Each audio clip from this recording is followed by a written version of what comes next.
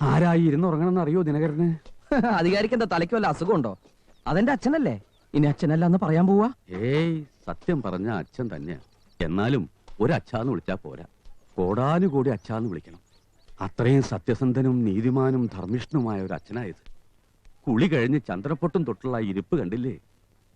ഈ നേരത്തെ യാത്ര പറഞ്ഞ മാഷെ ഞാൻ ഉപദ്രവിക്കുന്നില്ല. പോയിട്ട് വരാം.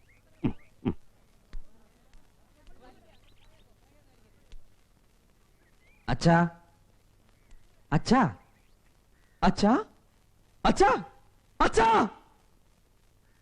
എന്താടാ? ഉറങ്ങിയതാണോ കാറ്റ് പോയതാണോ നോക്കിയതാ.